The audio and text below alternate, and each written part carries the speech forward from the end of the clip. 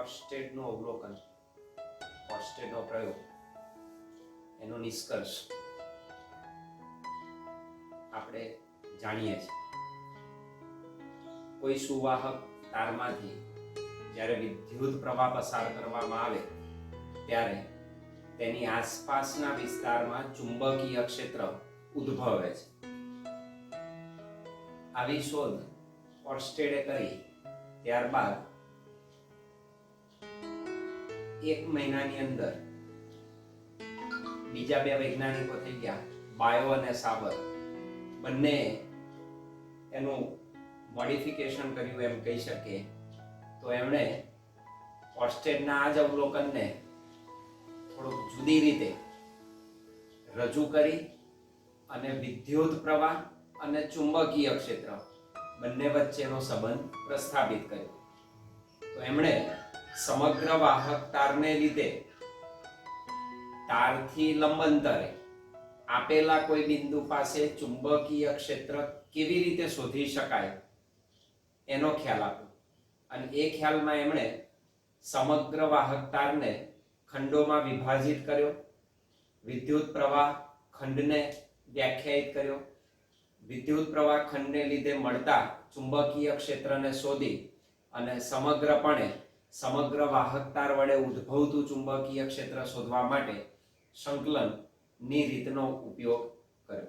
અર્થાત ઓર્સ્ટેડના અવલોકનને થોડોક વ્યાપક બનાવી બાયો અને સાવર નામના બંને વૈજ્ઞાનિકોએ એક નિયમ પ્રસ્થાપિત કર્યો, જેને આપણે બાયો સાવરનો નિયમ, બાયો સાવર્સ લો તરીકે ઓળખીએ છીએ, જે વિદ્યુત પ્રવાહ અને ચુંબકીય ક્ષેત્ર વચ્ચેનો સંબંધ પ્રસ્થાપિત કરે છે. તો આજે આપણે બાયો સાવરના નિયમની ચર્ચા કરીશું અને ત્યારબાદ એનું સૂત્ર મેળવી આપેલો બાયો સાવરનો નિયમ અને એ જ રીતે વિદ્યુત ક્ષેત્રના સંદર્ભે કુલમ્બનો નિયમ, બંને વચ્ચે કઈ સામ્યતાઓ રહેલી છે અને કઈ સામ્યતાઓ નથી, એટલે બંને વચ્ચેનો ડિફરન્સ કઈ રીતે બંને જુદા પડે છે એની બાબતની આપણે ચર્ચા કરીશું. તેમની સામ્યતાઓ અને બંને વચ્ચેના ડિફરન્સ, કઈ સામ્યતા છે અને કઈ સામ્યતા નથી, તો એની આપણે ચર્ચા કરીશું. તો સૌપ્રથમ આપણે આગળ વધીશું બાયો સાવરના નિયમ તરફ. તો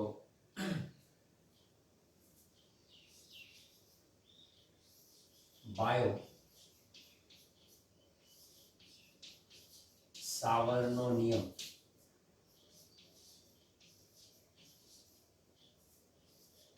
ટૂંકમાં સમજાવો.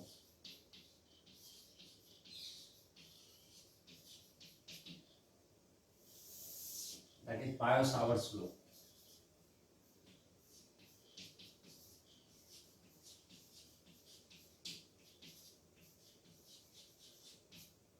Bio Savar's law. તો બાયો સાવરનો નિયમ વિદ્યુત પ્રવાહ ખંડને લીધે મળતું ચુંબકીય ક્ષેત્ર શોધ્યું અને સમગ્રપણે એને વિસ્તારિત કર્યું સમગ્ર વાહક માટે. તો આપેલા વાહકને લંબ અંતરે આવેલા કોઈ પણ બિંદુ પાસે ઉદ્ભવતું ચુંબકીય ક્ષેત્ર. તો આ નિયમ મેળવવા માટે સૌપ્રથમ આપણે એક વાહક વિદ્યુત પ્રવાહ ધારિત તાર લઈશું અને વ્યાપક રીતે વક્ર લઈશું. એક વાહક તાર વિદ્યુત પ્રવાહ ધારિત આપણે વિચારીએ. ધારો કે આ એક વિદ્યુત પ્રવાહ ધારિત વાહક તાર છે.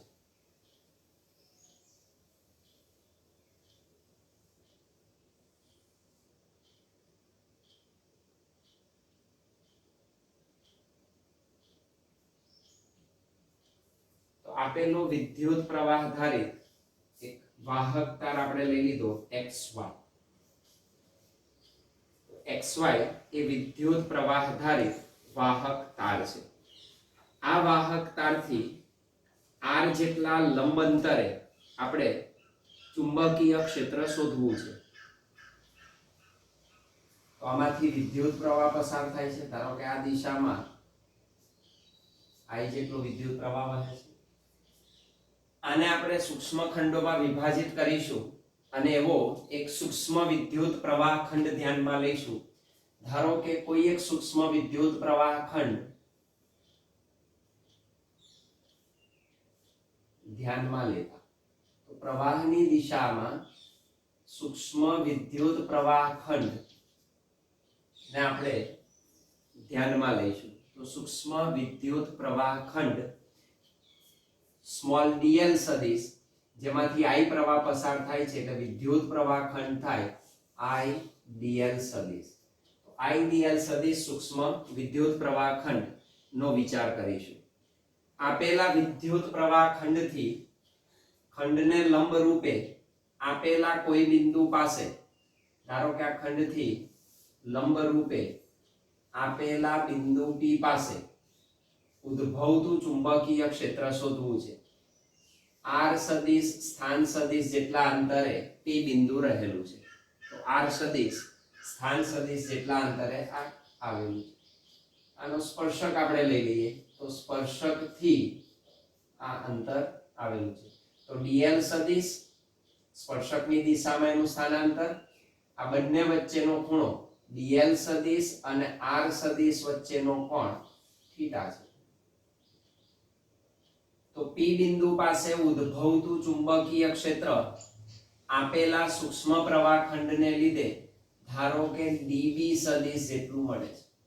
તો સૂક્ષ્મ ચુંબકીય ક્ષેત્ર db સદિશ. IDL સદિશ શું છે? વિદ્યુત પ્રવાહ ખંડ. આ વિદ્યુત પ્રવાહ ખંડ છે.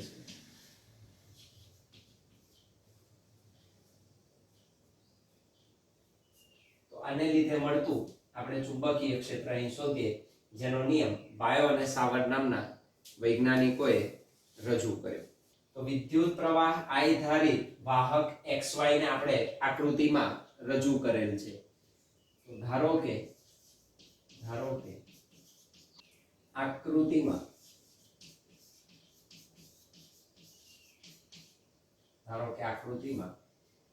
I વિદ્યુત પ્રવાહ ધારિત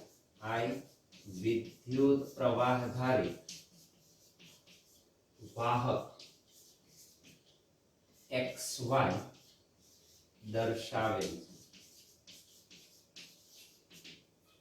તો I વિદ્યુત પ્રવાહ ધારિત વાહક ને આપણે દર્શાવેલો છે.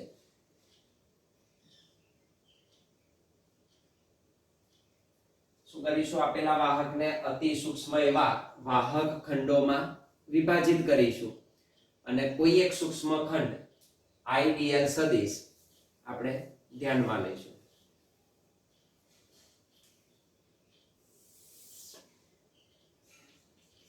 આપેલ વાહકને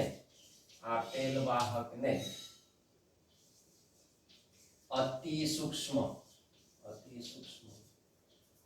ખંડોમાં વિભાગતા, નાના ખંડમાં આપણે વિભાજિત કરી દઈએ. એમાંથી આપણે સૂક્ષ્મ વિદ્યુત પ્રવાહ ખંડ IDL સદિશ એટલે ખંડ કેટલો dl સદિશ ને ધ્યાનમાં લઈશું. તો આપેલ વાહકને અતિ સૂક્ષ્મ ખંડોમાં વિભાગતા અને કોઈ એક સૂક્ષ્મ ખંડ dl સદિશ ધ્યાનમાં લેતા. તો સૂક્ષ્મ સદિશ ખંડ આપણે વિચારીશું. તો એક સૂક્ષ્મ ખંડ લીધો જેમાંથી I જેટલો પ્રવાહ પસાર થાય છે.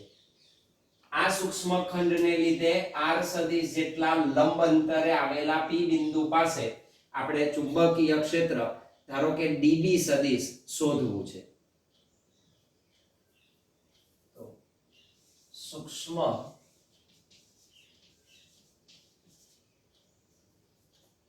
ખંડથી r સદિશ જેટલા સ્થાન સદિશ ના લંબ અંતરે આવેલા બિંદુ P પાસે નું ચુંબકીય ક્ષેત્ર dB સદિશ શોધતા. સૂક્ષ્મ ખંડને લીધે મળતું ચુંબકીય ક્ષેત્ર સૂક્ષ્મ હોય તે સૂક્ષ્મ ચુંબકીય ક્ષેત્ર આપણે શોધીશું. આ જે dl સદિશ છે અને r સદિશ છે એના વચ્ચેનો કોણ કેટલો છે? થીટા છે. તો એ પણ ધારી લઈએ. ધારો કે સૂક્ષ્મ સદિશ લંબાઈ ધરાવતો ખંડ dl સદિશ અને જેટલા અંતરે આપણે જે બિંદુએ ક્ષેત્ર શોધવાનું છે એ સ્થાન સદિશ r સદિશ. તો ધારો કે dl સદિશ અને r સદિશ વચ્ચેનો કોણ થીટા છે. તો કે બંને વચ્ચેનો ખૂણો કેટલો છે? થીટા ધ્યાનમાં લઈશું. તો વિદ્યુત પ્રવાહ અને ચુંબકીય ક્ષેત્ર વચ્ચેનો સંબંધ દર્શાવતો બાયો સાવર્ટનો નિયમ શું કહે છે? એનું વિધાન નીચે આપણે દર્શાવીએ. વિદ્યુત પ્રવાહ અને ચુંબકીય ક્ષેત્ર ને સાંકળતો બાયો સાવર્ટનો નિયમ.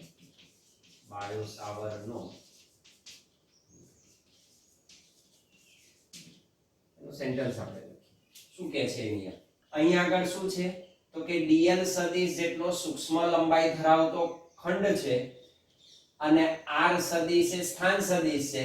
તો આ બંનેના ગુણાકારના સમપ્રમાણમાં અને તેમની વચ્ચેના અંતરના વર્ગના વ્યસ્ત પ્રમાણમાં હોય છે. તો એ પણ એ જ રીતે ચલે છે. તો ચુંબકીય ક્ષેત્ર dB સદિશ ત્યાં આગળ બળ હતું. તો અહીં આપણે ચુંબકીય ક્ષેત્રની વાત કરીએ. ચુંબકીય ક્ષેત્ર dB સદિશ નું મૂલ્યની રીતે લખીએ છીએ. તો ચુંબકીય ક્ષેત્ર dB સદિશ નું મૂલ્ય વિદ્યુત પ્રવાહ I અને સૂક્ષ્મ ખંડ કયો છે? dl. તો ચુંબકીય ક્ષેત્ર dB સદિશ નું મૂલ્ય એ વિદ્યુત પ્રવાહ I અને ખંડ લંબાઈ સૂક્ષ્મ સદિશ ખંડ લંબાઈ જે છે ખંડ લંબાઈ that is માનાંક dl સદિશ ના સમપ્રમાણમાં તથા અંતર જે છે જ્યાં શોધવાનું છે ત્યાંથી એ અંતરના વર્ગના વ્યસ્ત પ્રમાણમાં તથા અંતર r ના વર્ગના વ્યસ્ત પ્રમાણમાં હોય છે. એટલું જ નહીં, કઈ દિશામાં હોય? તો કે dl સદિશ અને r સદિશ આ બંને વડે જે સમતલ રચાય એ સમતલને લંબ રૂપે આ ચુંબકીય ક્ષેત્રની દિશા આવેલી હોય છે. તો એની દિશા dl સદિશ અને r સદિશ વડે રચાતા સમતલને લંબ રૂપે હોય છે. તો તેની દિશા આપેલા ચુંબકીય ક્ષેત્રની દિશા dl સદિશ અને r સદિશ ને સમાવતા સમતલને લંબ રૂપે હોય છે.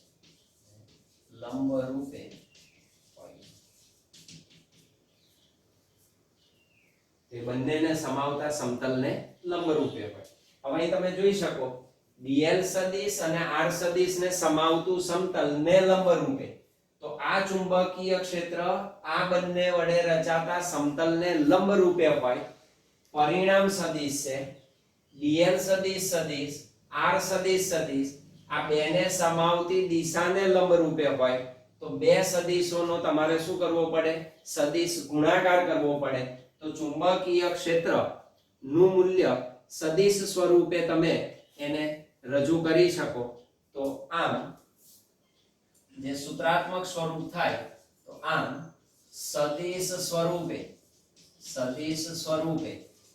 શું લખી શકાય? તો કે db સદિશ is proportional to ચલે છે કોને? આ બેનો સદિશ ગુણાકાર આવે તો dl સદિશ ક્રોસ r કેરેટ લખીશ એની દિશામાંનો એકમ સદિશ પ્રવાહખંડ છે એટલે i વડે ગુણવાનું તો i dl સદિશ ક્રોસ r કેરેટ અપન આપણને કહ્યું અંતરના વર્ગના વ્યસ્ત ચલનમાં અપન r. તો db સદિશ is proportional to i dl સદિશ ક્રોસ r કેરેટ અપન r સ્ક્વેર. જ્યાં આપણે એકમ સદિશને ડિફાઇન કરી શકીએ. એકમ સદિશ એટલે સદિશ પોતે અને એના મૂલ્યનો ગુણોત્તર. તો આને હું રિપ્લેસ કરી શકું r સદિશ અપન r વડે. તો આને આમ પણ લખાય db સદિશ is proportional to i dl સદિશ ક્રોસ r સદિશ r કેરેટ ને બદલે r સદિશ અપન r divided by r એટલે r ક્યુબ. તો db સદિશ is proportional to i dl સદિશ ક્રોસ r સદિશ અપન r ક્યુબ. સમીકરણ 1 પાયનું સૂત્રાત્મક સ્વરૂપ થયું. ચલે છે કાઢો સપ્રમાણતા અચળાંક આવે તો db સદિશ બરાબર તો આની જગ્યાએ હું સપ્રમાણતા અચળાંક મૂકીશ μ0 upon 4 pi μ0 upon 4 pi into i dl સદિશ ક્રોસ r સદિશ upon r ક્યુબ. જ્યાં μ0 ને મુક્ત અવકાશ μ0 ને મુક્ત અવકાશ કે શૂન્યાવકાશ ની પરમિએબિલિટી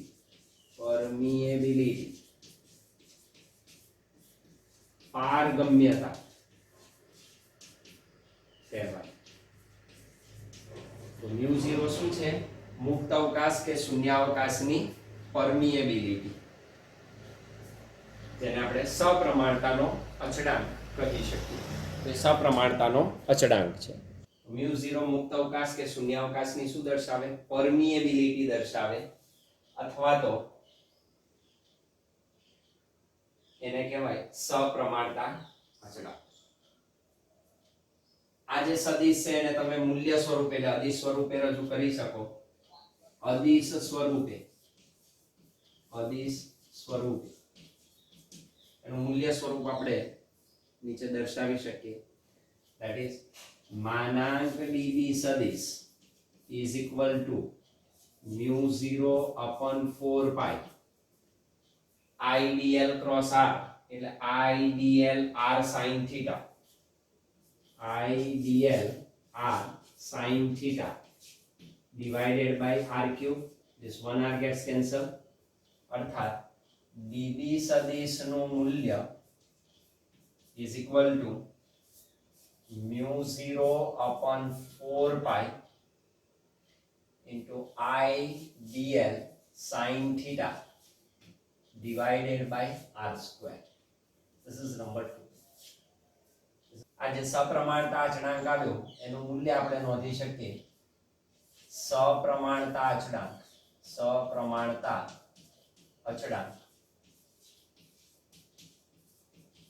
નું મૂલ્ય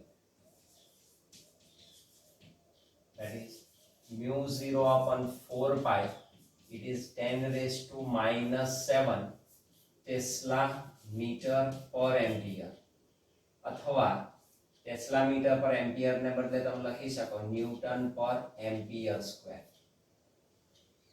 શું લખાય? ન્યૂટન પર એમ્પિયર. ખાસ યાદ રાખી દેજો. તો કદાચ વિદ્યુત ક્ષેત્ર અને ચુંબકીય ક્ષેત્રમાં તમને ગૂંચવાડો ન થાય, સીધું આવડે.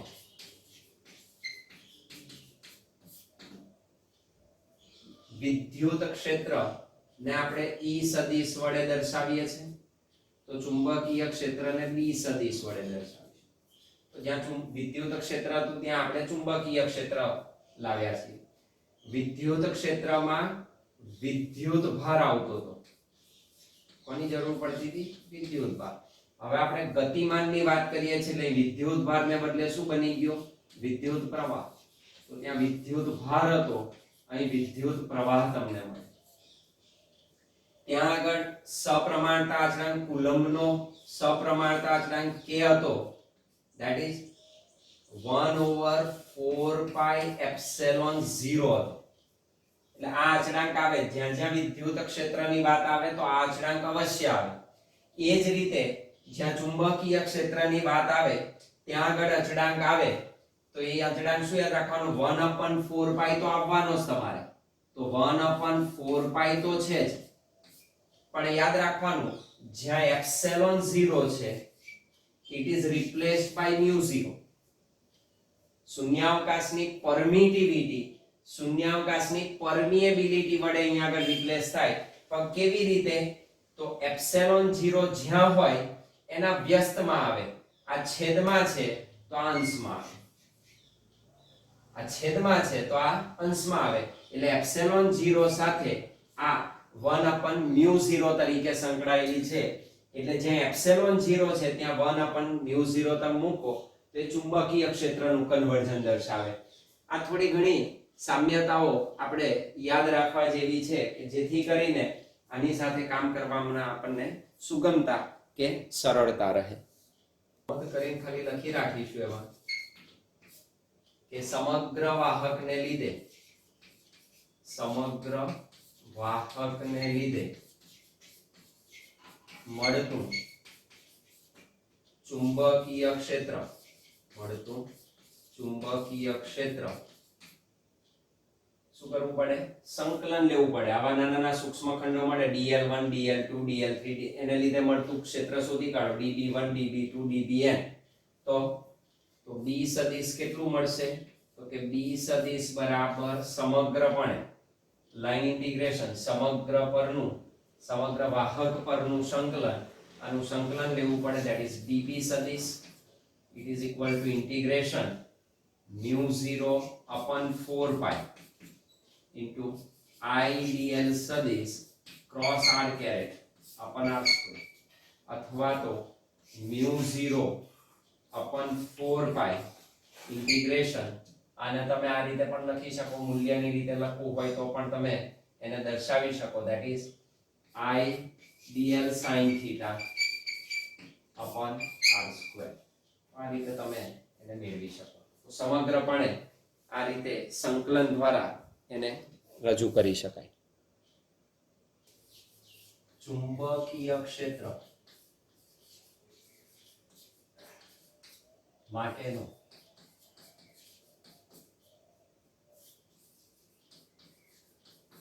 બાયો-સાવર્ટનો નિયમ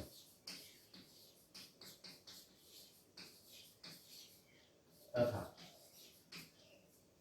વિદ્યુત ક્ષેત્ર માટેનો કુલમ્બનો નિયમ તથા સ્થિત વિદ્યુત ક્ષેત્ર માટેનો કુલમ્બનો નિયમ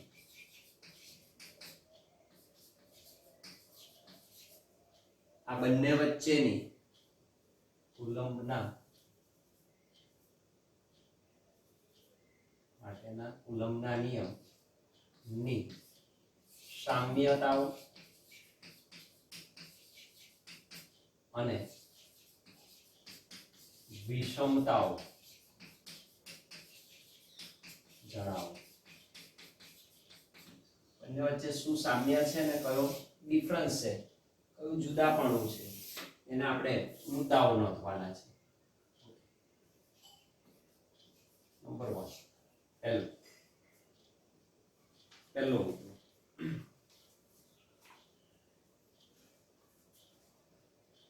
બંને ક્ષેત્રો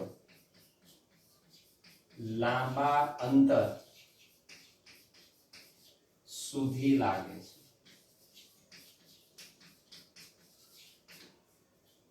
પેલું પણ અંતરના વર્ગના વ્યસ્ત પ્રમાણમાં, આ પણ અંતરના વર્ગના વ્યસ્ત પ્રમાણમાં, બંને વ્યસ્ત વર્ગના નિયમો છે. પણ બંને ક્ષેત્રો શું છે? દૂરના અંતરો સુધી લાગુ પાડી શકાય. કારણ કે આપણે કહ્યું તેમ અંતરના વર્ગના વ્યસ્ત ચલનમાં છે. કારણ કે બંને ક્ષેત્રો કારણ કે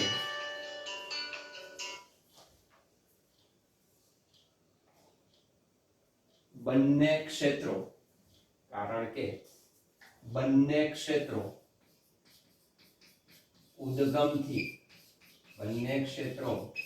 ઉદ્ગમથી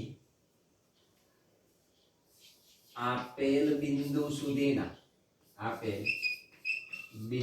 સુધીના અંતરના વર્ગના વ્યસ્ત પ્રમાણ પર આધારિત છે. અંતરના વર્ગના વ્યસ્ત પ્રમાણ પર આધારિત છે. બંને ક્ષેત્રો લાંબા અંતર સુધી લાગે છે અને અંતરના વર્ગના વ્યસ્ત પ્રમાણ પર આધારિત છે. પહેલો નંબર 2 બી.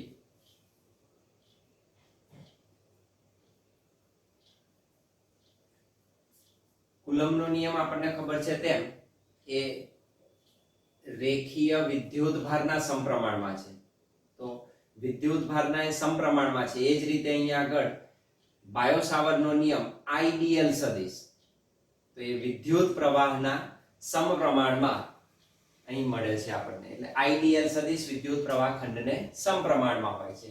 ઉપરાંત સંપાતપણાનો સિદ્ધાંત બંને માટે લાગુ પડી શકે છે. તો ઉદ્ગમ સાથે કેવી રીતે સંબંધ ધરાવે? તો કે જેવી રીતે સ્થિત વિદ્યુત ક્ષેત્ર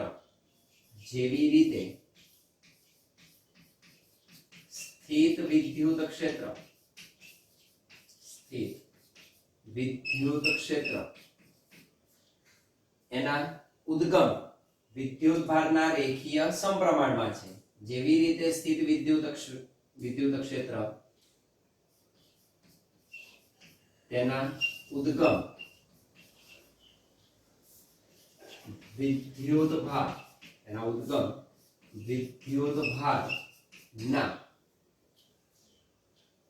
રેખીય સમપ્રમાણમાં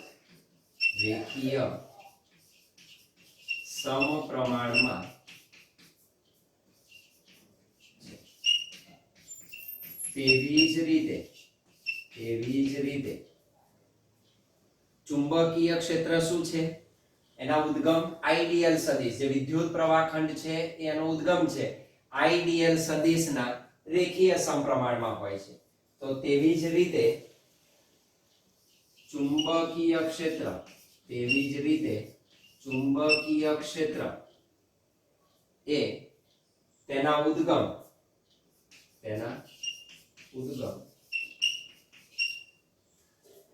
આઈડીએલ સદિશ એટલે કે વિદ્યુત પ્રવાહ ખંડ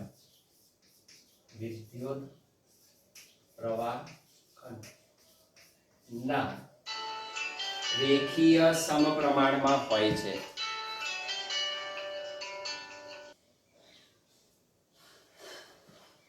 આઈડીએલ સદિશ એટલે કે વિદ્યુત પ્રવાહ ખંડ ના સમપ્રમાણમાં હોય છે.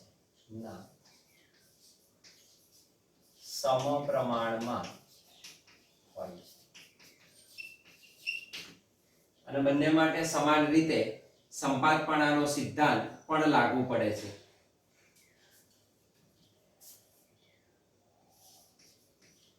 સંપાતપણાનો સિદ્ધાંત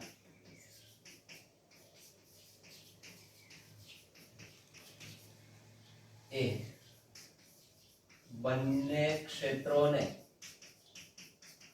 સમાન રીતે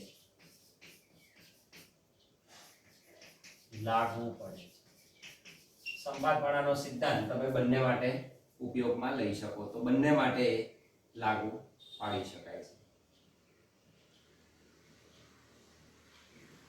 હવે એક વિષમતા આવે છે બંને વચ્ચે કે આપેલું જે સ્થિત વિદ્યુત ક્ષેત્ર છે એનો ઉદ્ગમ છે વિદ્યુતભાર, પછી અદિશ રાશિ છે એટલે આપેલું સ્થિત વિદ્યુત ક્ષેત્ર એ અદિશ ઉદ્ગમને લીધે ઉદ્ભવે, જ્યારે ચુંબકીય ક્ષેત્ર આઈડિયલ સદિશ એટલે કે સદિશ ખંડ છે તો એ સદિશ રાશિ છે તો એનું ઉદ્ગમ સદિશ છે અર્થાત ચુંબકીય ક્ષેત્ર નું ઉદ્ગમ સદિશ મળે છે. આ એમના વચ્ચેની એક વિષમતા થઈ. તો સ્થિત વિદ્યુત ક્ષેત્રનું અદિશ ઉદ્ગમ એ વિદ્યુત ભાર છે, જ્યારે ચુંબકીય ક્ષેત્રનું સદિશ ઉદ્ગમ એનો વિદ્યુત પ્રવાહ ખંડ છે.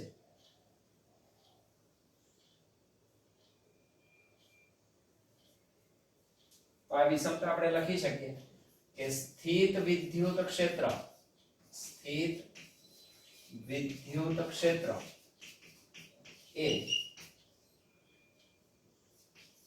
તેના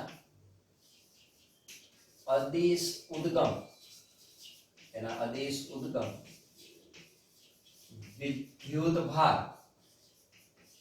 વડે ઉદ્ભવે, જ્યારે ચુંબકીય ક્ષેત્ર એ તેના સદિશ ઉદ્ગમ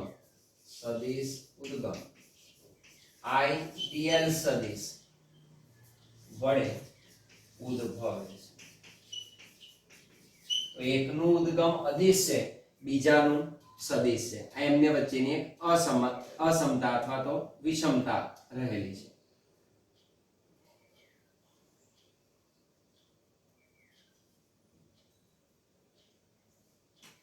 બીજી અસમાનતા કે બીજી વિષમતા એવી છે કે આપેલું જે સ્થિત વિદ્યુત ક્ષેત્ર છે એ સ્થિત વિદ્યુત ક્ષેત્ર ઉદ્ગમ અને અવકાશમાં જે બિંદુએ તમારે ક્ષેત્ર શોધવું છે એ બિંદુ વચ્ચેનું જે અંતર છે એ બંને વચ્ચેના જોડતા સ્થાનાંતરની દિશામાં લાગુ પડે, જ્યારે ચુંબકીય ક્ષેત્ર જે છે એ આપેલા સ્થાનાંતર આર સદિશ અને એના ઉદ્ગમ ને સમાવતા સમતલને લંબ દિશામાં મળે.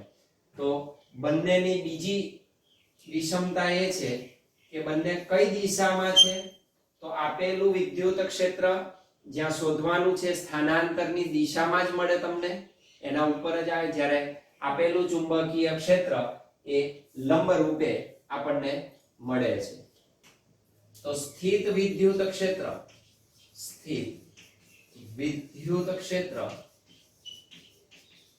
ઉદ્ગમ અને જ્યાં આપણે વિદ્યુત ક્ષેત્ર શોધવું છે એ અવકાશમાં રહેલા બિંદુને ઉદ્ગમ અને અવકાશમાં રહેલા બિંદુને જોડતા સ્થાનાંતર, બંનેને જોડતી દિશામાંનો જે સ્થાનાંતર સદિશ છે એ સ્થાનાંતર સદિશ ની દિશામાં મળે,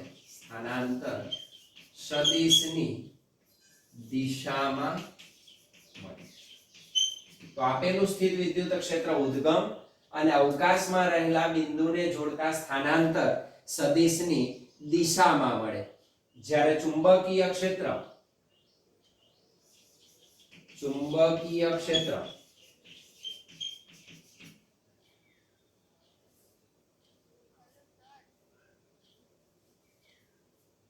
એ સ્થાનાંતર સદિશ આર સદિશ અને વિદ્યુત પ્રવાહ ખંડ એટલે કે એનો ઉદ્ગમ, વિદ્યુત પ્રવાહ ખંડ એટલે કે એનો ઉદ્ગમ ને વિદ્યુત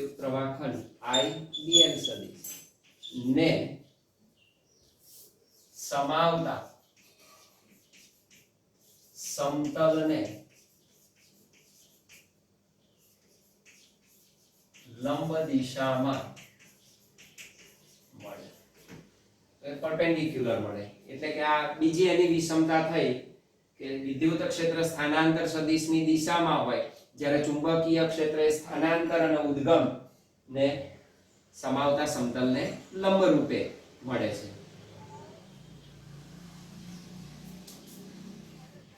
ત્રીજી અસમતા એવી છે એમના વચ્ચેની વિષમતા જુદાપણું કે બાયો સાવરનો નિયમ એક કોણ પર આધારિત છે. થીટા આવે છે આઈડિયલ સાઇન થીટા કોણ પર આધારિત છે જ્યારે કુલમ્બનો નિયમ એ ખૂણા પર આધારિત નથી.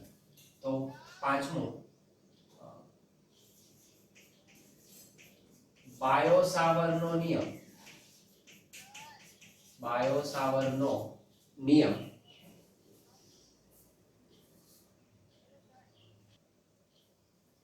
તો બાયો સાવરનો નિયમ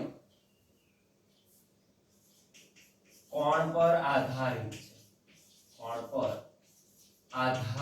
છે. જ્યારે કુલમ્બનો નિયમ કોણ પર આધારિત નથી.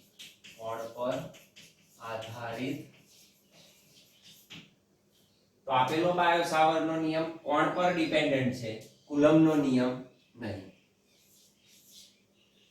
અને છઠ્ઠો પોઈન્ટ સરસ મજાનો છે એ શૂન્યાવકાશની પરમિએબિલિટી અને પ્રકાશનો વેગ અથવા પ્રકાશની ઝડપ વચ્ચેનો એક સરસ મજાનો આપણને સંબંધ પ્રસ્થાપિત કરી આપે છે. તો આપણે એ સંબંધ મેળવીશું. શૂન્યાવકાશની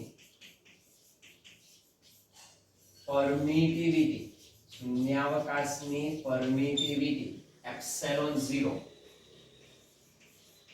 શૂન્યાવકાશની પરમિએબિલિટી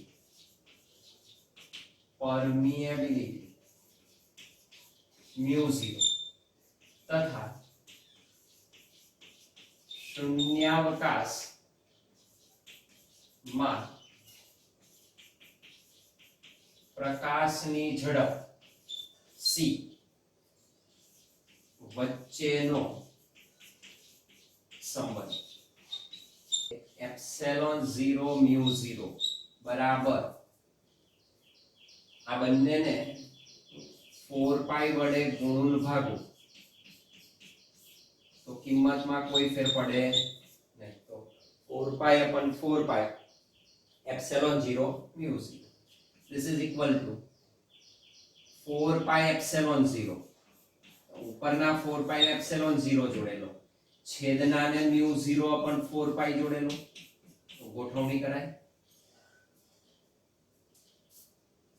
4 પાઈ એપ્સિલોન 0 એટલે 1 upon k તો 4 પાઈ upon એપ્સિલોન 0 નું મૂલ્ય શું થાય તો કે 1 upon 9 into 10 raised to 9 k નું મૂલ્ય વ્યસ્ત થઈ ગયું into આપણે શોધ્યું છે mu 0 upon 4 પાઈ તો mu 0 upon 4 પાઈ શું છે 10 raised to -7 તો this is equal to 10 raised to -7 ને હું છેદમાં લાવું તો શું લખાય 1 upon 9 into 10 raised to 16 થાય 9 7 16 this is equal to 1 upon 3 into 10 raised to 8 નો વર્ગ લખાય 3 નો વર્ગ 9 8 નો વર્ગ 16 3 into 10 raised to 8 પણ 3 into 10 raised to 8 શું છે શૂન્યાવકાશમાં પ્રકાશની ઝડપ તો એ શૂન્યાવકાશમાં પ્રકાશની ઝડપ મળે that means એપ્સિલોન 0 mu 0 બરાબર 1 upon c square એમના વચ્ચેનો સંબંધ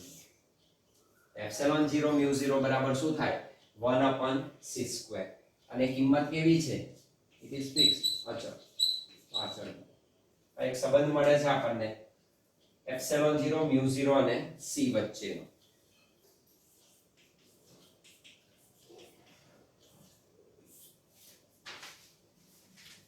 30 સેમી લંબાઈના તારમાંથી તારની લંબાઈ આપી દીધી L બરાબર 30 સેમી that is 0.3 મીટર 10 એમ્પિયર વિદ્યુત પ્રવાહ પસાર થાય છે.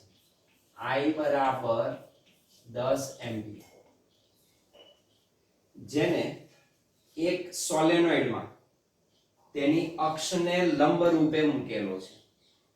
સોલેનોઇડ વિશે આ પાઠમાં પછી આવે છે, પણ સોલેનોઇડમાં તેની અક્ષને લંબ રૂપે મૂકેલો છે. સોલેનોઇડની અંદર ચુંબકીય ક્ષેત્ર, સોલેનોઇડમાં ચુંબકીય ક્ષેત્ર હંમેશા સમાન જ હોય, તો એ ચુંબકીય ક્ષેત્ર 0.27 ટેસ્લા આપેલું છે.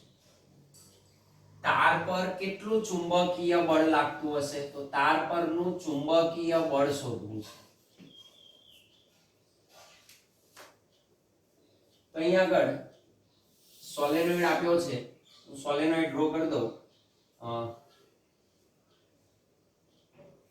નળાકાર રચના જ છે સોલેનોઇડ, જેના ઉપર તારનું ભૂજડું વીંટાળેલું હોય અને એમાંથી શું થાય? વિદ્યુત પ્રવાહ પસાર થાય.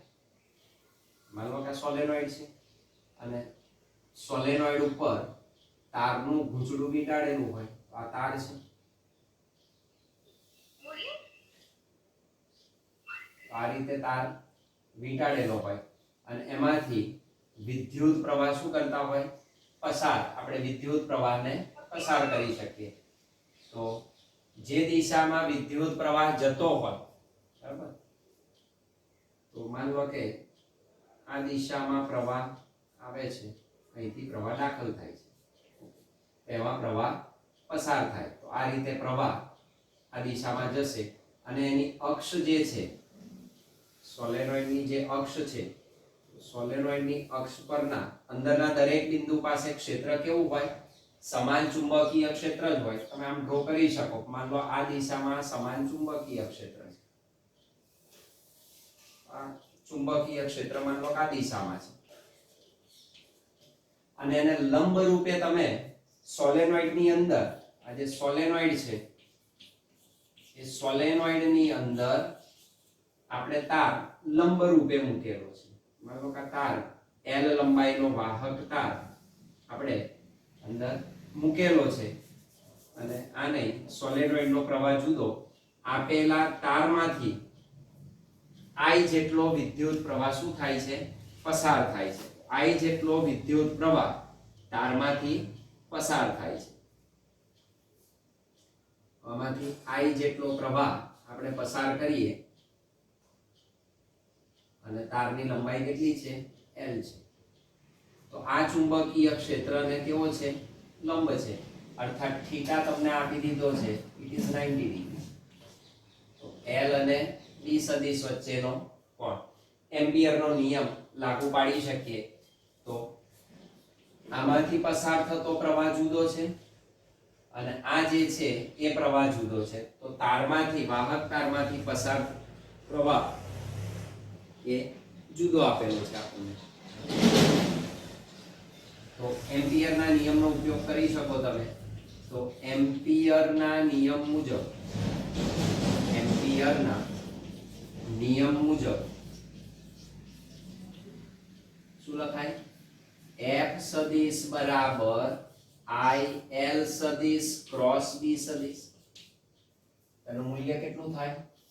મૂલ્ય નોંધી દઈએ. તો F બરાબર I L B sin theta. બસ કિંમતો તમને આપેલી છે, સાદું રૂપ આપો એટલે જવાબ આવે. I કેટલો? 10. L કેટલા? 30 ગુણ્યા 10 ની ઓછા 2, 0.3 મીટર, ઇન્ટુ B કેટલા? 0.27 ગુણ્યા sin 90. So this is equal to 3 into 0.27. This is 0.81. So 0.81 newton આટલું બળ લાગુ પડે. 3 સેમી લંબાઈ આપેલી છે, 3 સેમી છે એટલે કેટલો થશે?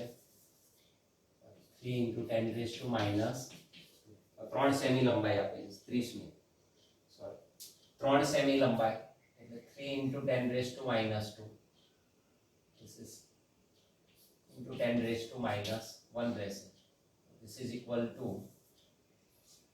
0.081 ન્યૂટન. F બરાબર 0.081 ન્યૂટન. લંબાઈ કેટલી છે? 3 સેમી, નોટ 30 સેમી. ઉદાહરણ 4.5 સૂક્ષ્મ ખંડ ડેલ્ટા એલ સદિશ બરાબર ડેલ્ટા એક્સ આઈ કેરેટ, એટલે સદિશ સૂક્ષ્મ ખંડ ધન એક્સ અક્ષની દિશામાં છે ને ઉગમ બિંદુ પર મૂકેલો છે. તેમાંથી મોટો વિદ્યુત પ્રવાહ I is equal to 10 ampere પસાર થાય છે. તો આ સૂક્ષ્મ સદિશ ખંડમાંથી 10 એમ્પિયર વિદ્યુત પ્રવાહ પસાર થાય છે. y અક્ષ પર 0.5 મીટર અંતરે 0.5 મીટર અંતરે અંતર આપી દીધું r, લંબ રૂપે r જેટલા અંતરે એટલે કે 0.5 મીટર અંતરે ચુંબકીય ક્ષેત્ર કેટલું હશે? આપણે ચુંબકીય ક્ષેત્ર શોધવાનું છે. b સદિશ કેટલું હશે? ડેલ્ટા x 1 સેમી આપેલો છે. આ જે લંબાઈ આપેલી છે delta x that is equal to 1 semi, is equal to 1 semi, that is 10 raised to minus 2. તો આપણે ચુંબકીય ક્ષેત્ર શોધવાનું છે મૂલ્ય અને દિશા સહિત. તો x અક્ષની દિશામાં સૂક્ષ્મ સદિશ ખંડ આપેલો છે. તો સૂક્ષ્મ સદિશ ખંડ લઈ લઈએ. તો આ x અક્ષની દિશા ધન x અક્ષ અને આપેલું આ y અક્ષ. ઉગમ બિંદુ પર ડેલ્ટા એલ સદિશ આપણને આપેલો છે x અક્ષની દિશામાં.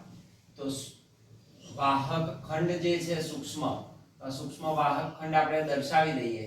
આ સૂક્ષ્મ વાહક ખંડ આ દિશામાં ધારો કે છે.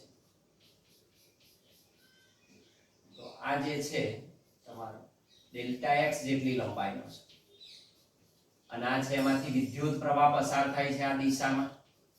I જેટલો પ્રવાહ પસાર થાય એટલે આ તમારો થયો I ડેલ્ટા L સદિશ વિદ્યુત પ્રવાહ ખંડ. તો તમને આ વિદ્યુત પ્રવાહ ખંડ આપેલો છે. આપેલા વિદ્યુત પ્રવાહ ખંડને લીધે ઉદ્ભવતું ચુંબકીય ક્ષેત્ર શોધવું એટલે આપણને સૂક્ષ્મ મળશે. તો આને આપણે dB સદિશ કહી દઈએ. ડેલ્ટા d સદિશ. તો સૂક્ષ્મ ચુંબકીય ક્ષેત્ર આપણને મળી શકે. તો એ ચુંબકીય ક્ષેત્ર આપણે દર્શાવી દઈશું. અને લંબાંતરે એટલે r જેટલા લંબાંતરે માન લો કે p બિંદુ પાસે, તો આ p બિંદુ પાસે ઉદ્ભવતું ચુંબકીય ક્ષેત્ર આપણે શોધવું છે. અને આ અંતર આપણને 0.5 મીટર આપેલું છે. તો બંને વચ્ચેનો એંગલ થીટા 90 થઈ ગયો.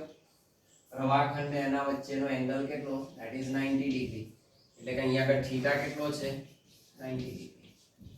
સૂક્ષ્મની વાત કરીએ છે તો ડેલ્ટા એલ સદિશ ને આપણે dl સદિશ વડે દર્શાવીશું. તો આ સૂક્ષ્મ ખંડ dx થાય તો ડેલ્ટા b સદિશ એટલે તમે db સદિશ શોધી શકો. સૂક્ષ્મની વાત છે, અતિ સૂક્ષ્મ. તો સીધો જ તમે બાયો સાવર્ટના નિયમનો ઉપયોગ કરી શકો. અને એમાં તમે યાદ હોય તો આ લખી દેવાનું μ0/4π એટલે કેટલું? 10 raised to -7 ટેસ્લા મીટર પર એમ્પિયર. તો ઉપયોગ કરીશું આપણે બાયો સાવર્ટના નિયમનો. તો બાયો સાવર્ટના નિયમ મુજબ ચુંબકીય ક્ષેત્રનું મૂલ્ય પછી સદિશ એની દિશા શોધી કાઢીએ. dB સદિશનું મૂલ્ય બરાબર μ0/4π I dl sin theta upon r square. સાદું રૂપ આપવાનું છે ખાલી. તો this is equal to આને બદલે -7 10 raised to -7 into પ્રવાહ છે 10 સૂક્ષ્મ સદિશ ખંડ dl નું મૂલ્ય કેટલું? dx જેટલું. this delta x is equal to dx. સૂક્ષ્મ dx મળે તમને that is 10 raised to minus 2 into sin 90 whole divided by r square अंतर 0.5 નો વર્ગ. So this is equal to 10 raised to minus 8 divided by 25 into 10 raised to minus 2 अर्थात dv સદિશનું મૂલ્ય it is equal to આ ઉપર જાય તો થશે 10 raised to minus 6 1/25 into 10 raised to minus 6. This is equal to 25 ચોક 100 ઉપર 4 હોય એટલે 0.04 into 10 raised to minus 6.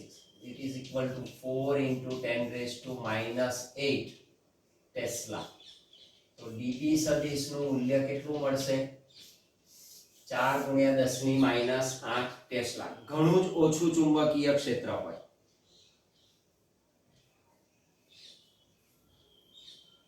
હવે એની દિશા શોધી કાઢીએ. તો ડિરેક્શન શોધવી હોય તો બે સદિશોનો સદિશ ગુણાકાર છે એની દિશાને આપણે ધારી આ xy છે. માન લો કે આને પરપેન્ડિક્યુલર દિશા બહાર તરફ આવતી દિશા માન લો કે z અક્ષ છે. તો ચુંબકીય ક્ષેત્રની દિશા કઈ તરફ મળે? તો આપણે કહ્યું હતું ચુંબકીય ક્ષેત્રની દિશા બાયો-સાવર્ટના નિયમમાં સૂક્ષ્મ સદિશ લંબાઈનો ખંડ અને r સદિશ સ્થાન સદિશ વડે રચાતા સમતલને લંબ રૂપે મળે. તો dl સદિશ ક્રોસ r સદિશ ની દિશામાં તમને શું મળશે? ચુંબકીય ક્ષેત્રની દિશા મળે. તો ચુંબકીય ક્ષેત્રની દિશા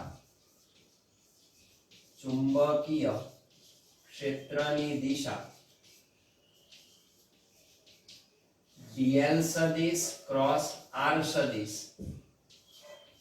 પરથી મેળવી શકાય.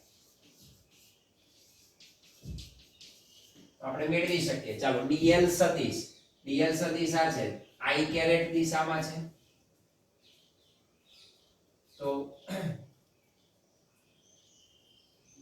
dl સદિશ ક્રોસ r સદિશ હું આમ લખી શકું કે d સદિશની દિશા અથવા db સદિશની દિશા બરાબર dl સદિશ ક્રોસ r સદિશ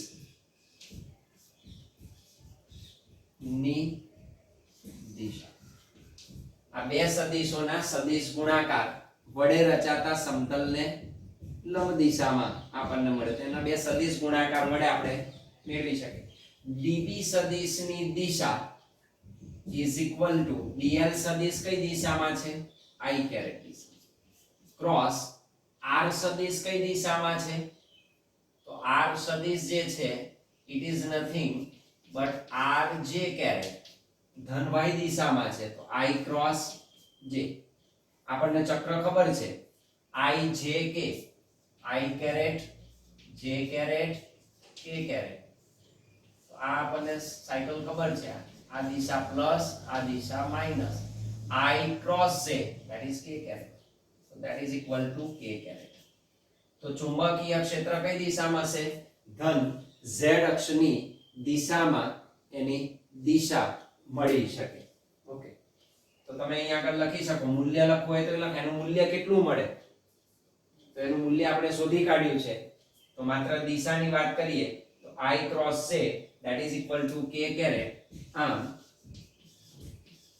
ચુંબકીય ક્ષેત્ર ધન z અક્ષની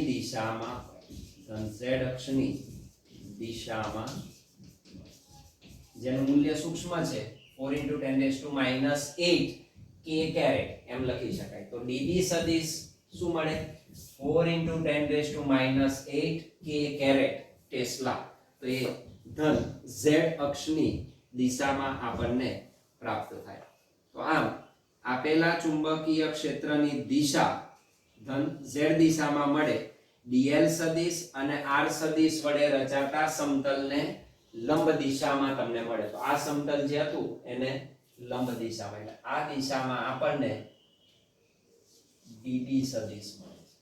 db સદિશ આ દિશામાં a કેરેટની દિશામાં મળી છે. આભાર.